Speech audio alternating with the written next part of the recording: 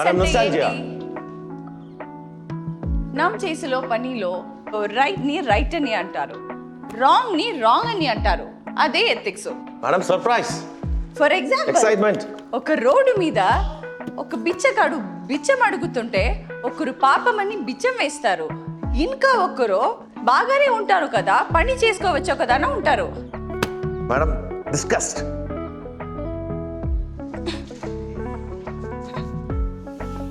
And cut. Excuse me, അനുഭവൽ ഞാനിപ്പോൾ നിങ്ങൾ സീൻ കണ്ടിരുന്നു, നല്ലൊരു അഭിപ്രായം പറഞ്ഞോട്ടെ. പറഞ്ഞോളൂ.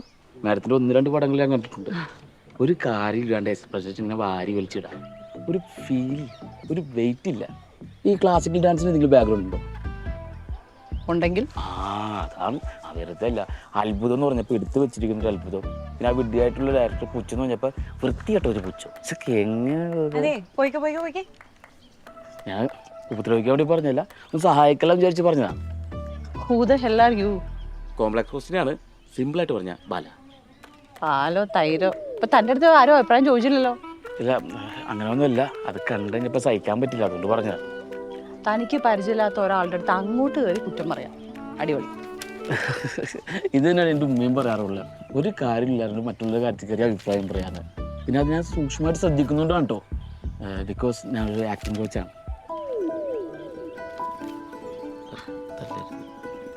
താനാണോ ഡേവിഡിന്റെ ആക്ടിങ് കോച്ച്? എങ്ങനെ മനസ്സിലായി ഞങ്ങൾ പരമരഹസ്യമായി വെച്ചിരിക്കുന്ന സത്യം? ഞാൻ ചിലരെയൊക്കെ സൂക്ഷ്മമായിട്ട് നിരീക്ഷിക്കാറുണ്ട്. കുറ്റമാണ് കഴിഞ്ഞോ? It's okay, bye. സാരമില്ല, പറഞ്ഞേക്ക്. എന്താ എൻ്റെ പെർഫോമൻസിനെ പറ്റി പറയാല്ലേ ആക്ടിങ് കോച്ച്?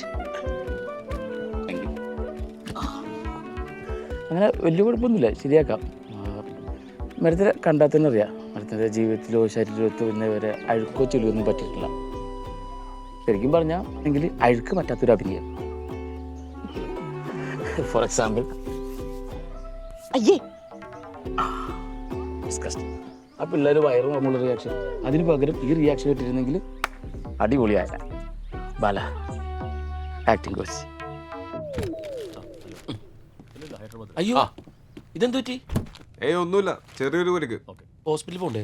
ഹോസ്പിറ്റലൊന്നും പോകണ്ട, പെയിൻ കില്ലർ അടിച്ചിട്ടുണ്ട്. ഹോസ്പിറ്റലൊക്കെ പോയാൽ ഷൂട്ട് തുടങ്ങും. ആണോ? അല്ല എൻ്റെ പെർഫോമൻസ് കണ്ടില്ലല്ലോ, എവിടെയായിരുന്നു?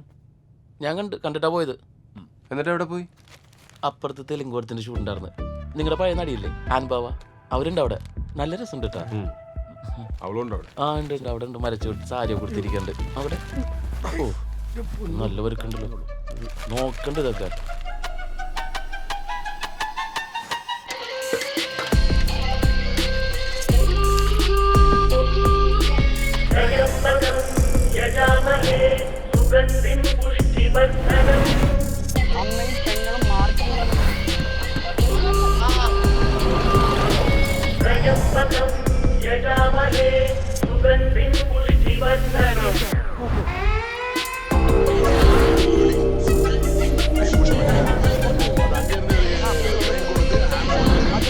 ശരി, ആൾക്കാരോട് ഇങ്ങോട്ട് വരാൻ പറയേ.